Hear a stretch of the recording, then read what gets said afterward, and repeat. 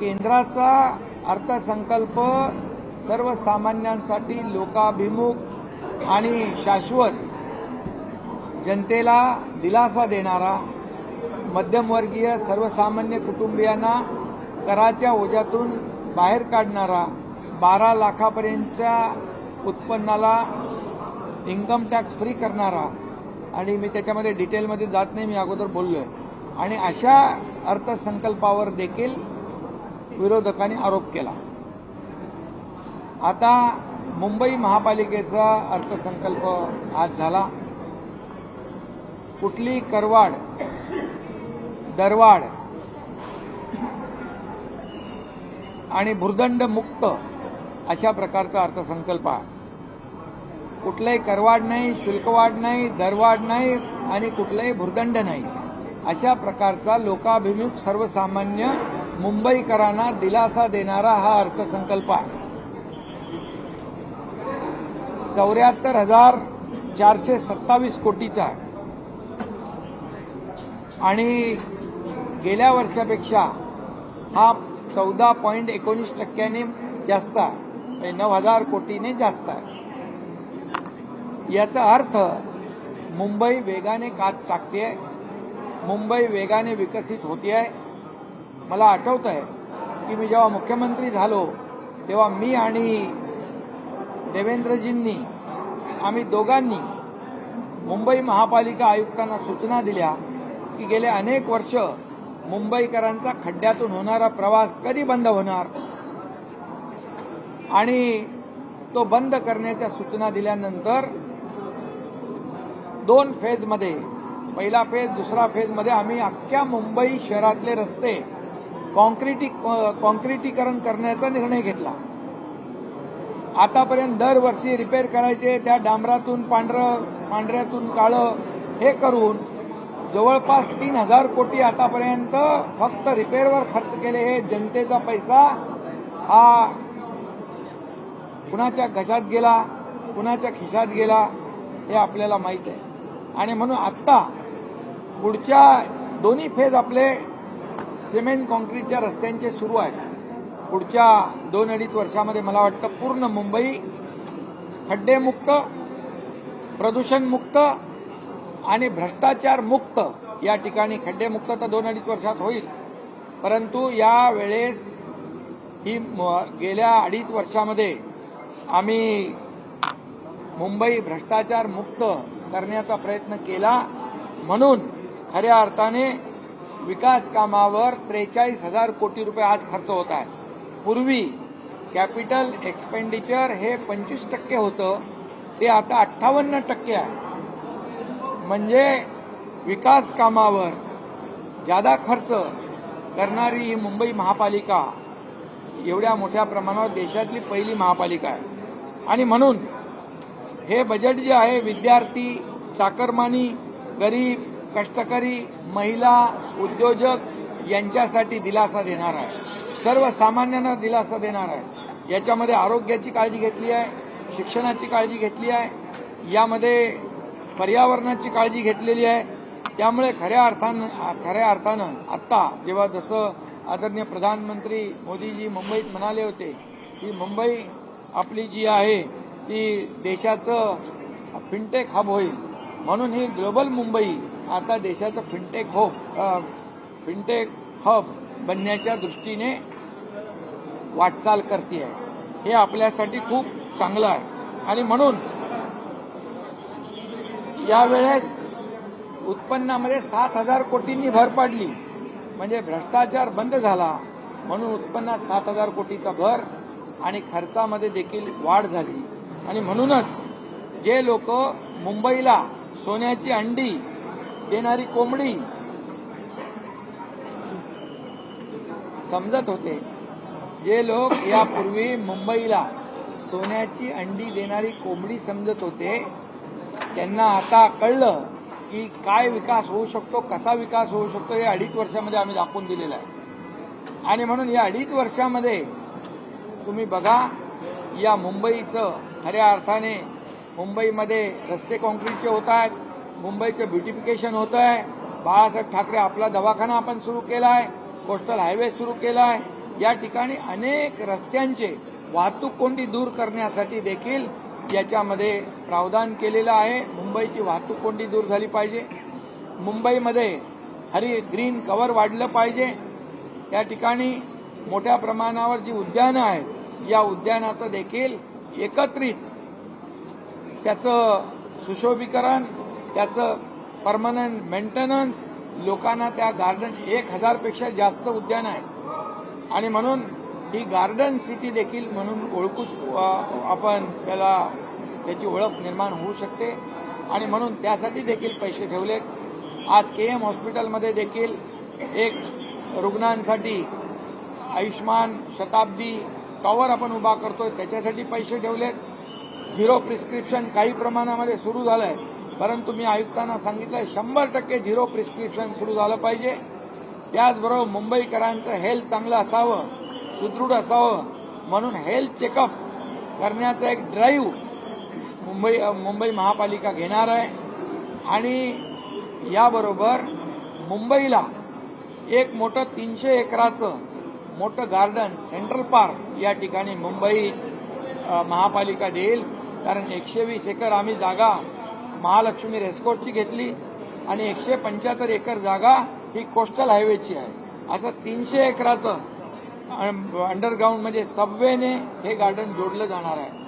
त्याचबरोबर लंडनच्या धर्तीवर, लंडन आयच्या धर्तीवर मुंबई आहे हा देखील या ठिकाणी उभा करण्याचा या बजेटमध्ये त्यांनी मानस केलेला आहे आणि म्हणून त्याचबरोबर कोळीवाड्यांचा विकास 25 कोटी रुपये कोळीवाड्याच्या विकासासाठी ठेवलेले आहेत आणि त्याचबरोबर सर्व क्षेत्रासाठी विकासाला चालना देण्यासाठी या ठिकाणी मुंबई महापालिका सज्ज आहे. देशातलं मुंबई हे शहर आपली आर्थिक राजधानी तर आहे, जगातले पर्यटक इकडे येतात आणि म्हणून देशामध्ये नंबर 1चं मुंबई शहर होऊ घातलेलं आहे. त्याची वाटचाल सुरू झालेली आहे आणि म्हणूनच यावेळचं अर्थसंकल्प अतिशय महत्वाचा आहे आणि म्हणून मुंबईचे आयुक्त भूषण गगराणी, अतिरिक्त आयुक्त अभिजित बांगर आणि त्यांचे सर्व इतर आयुक्त, अतिरिक्त आयुक्त, उपायुक्त आणि सगळ्या टीमचं मनापासून मी अभिनंदन करतो. हा अर्थसंकल्प हा लोकाभिमुख आहे, सर्वसामान्यांना दिलासा देणारा आहे आणि मुंबईचा विकास करणारा आहे. 2026 पर्यंत सर्व रस्ते काँक्रिटीकरणाचं अंतिम आश्वासन देण्यात आलेलं आहे. सर्व रस्ते जे आहेत मी आताच सांगितलं की 2 फेजमध्ये आपण रस्ते करतोय. रस्त्यांची कामं युद्ध पातळीवर सुरू आहेत आणि पुढच्या मला वाटतं 2 वर्षामध्ये संपूर्ण मुंबई खड्डेमुक्त होईल. आणि तुम्ही काय म्हणाला? वर्क ऑर्डरचे पैसे देण्यासाठी ठेवी मोडावे लागतात बीएमसी. अरे बाबा, आरोप करणाऱ्यांना आम्ही आरोपाने उत्तर देत नाही, आम्ही काम करून उत्तर दिलं आणि म्हणून तर यावेळेस 7,000 कोटी रुपये या ठिकाणी उत्पन्नात भर पडली, 7,000 कोटी रुपयांची आणि 43,000 कोटींची कामं मुंबई महापालिकेने केली. आणि त्याचबरोबर हे जे ठेवी आहेत आता जानेवारी, आज किती तारीख आहे?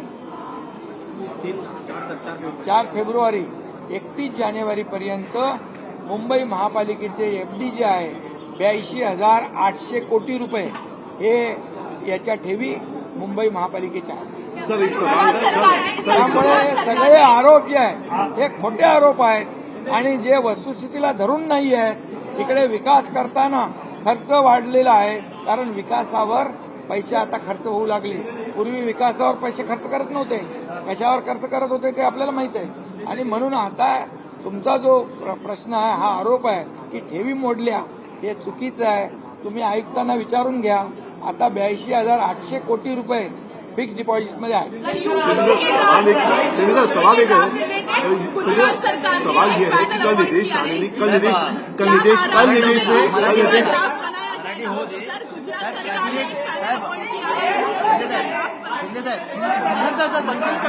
सर एक सवाल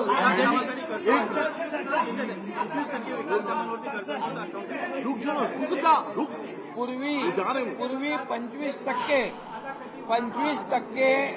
विकास कामावर खर्च होत होते, आता 58% विकास कामावर खर्च करतोय.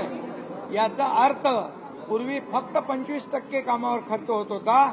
आता 82,800 कोटी रुपये एफडी ठेवून पण 58% विकास कामावर खर्च होतो. याचा अर्थ आज मी मगाशी म्हणालो, फक्त मुंबईला लुटणारे जे लोक होते त्यांना आरसा दाखवलाय.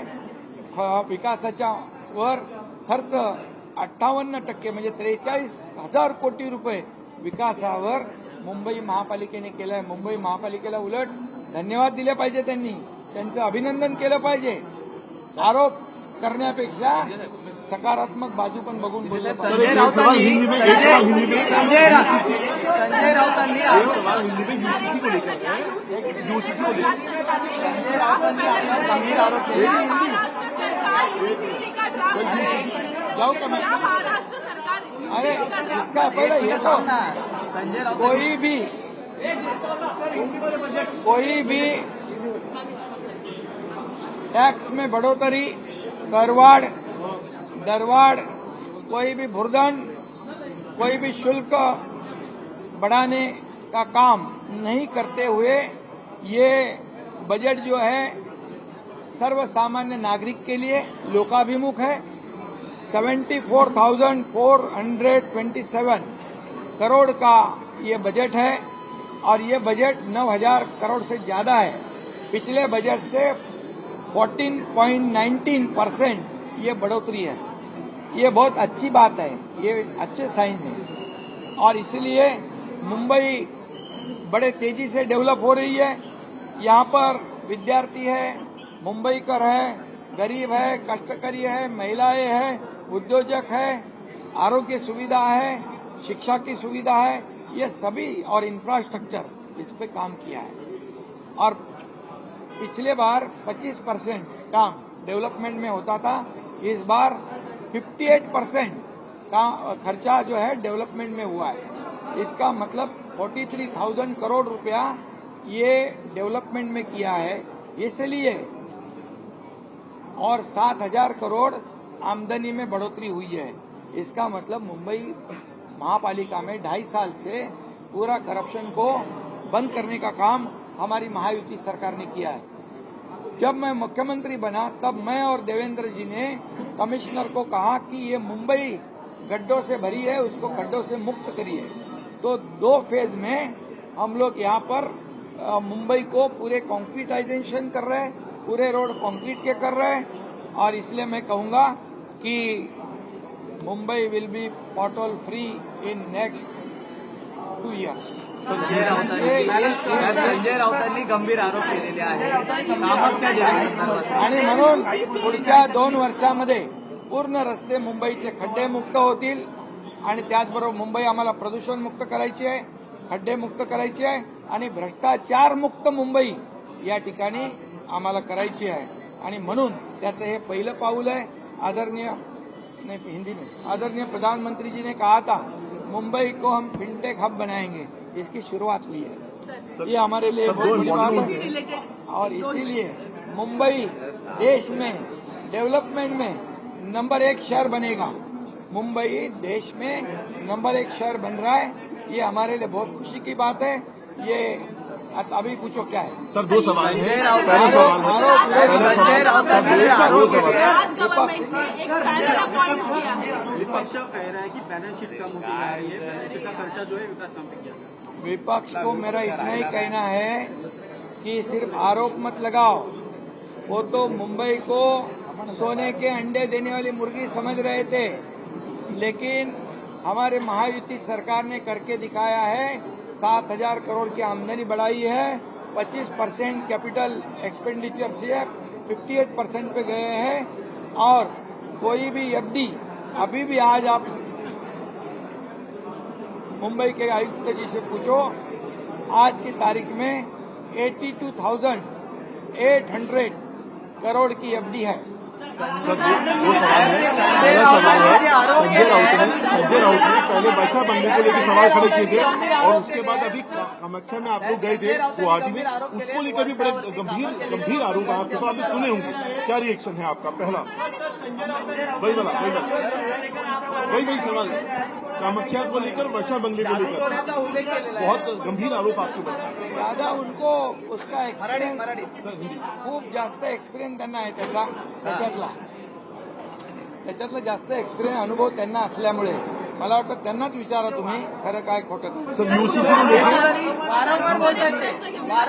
वारंवार अंधश्रद्धेबद्दल बोलतायत. त्याच्यावर बोलण्याची मला आवश्यकता वाटत नाही. सर यूसीसी को लेकर यूसीसी लागू करनी है पैनल अपॉइंट किया है सर, ये आपके लिए सीरियस है। पैनल अपॉइंट किया है उनको बोला गया है कि आप कुछ समय में ड्राफ्ट बनाइए यूसीसी के रिलेटेड। महाराष्ट्र का- आपकी सरकार आई है महाराष्ट्र में, क्या महाराष्ट्र में यूसीसी इम्प्लीमेंट होगा? क्या ड्राफ्ट बनाएंगे? हमारे मुख्यमंत्री जी देवेंद्र जी, मैं, अजीत दादा, हम लोग सब बैठेंगे, इसके ऊपर चर्चा करेंगे और निर्णय लेंगे.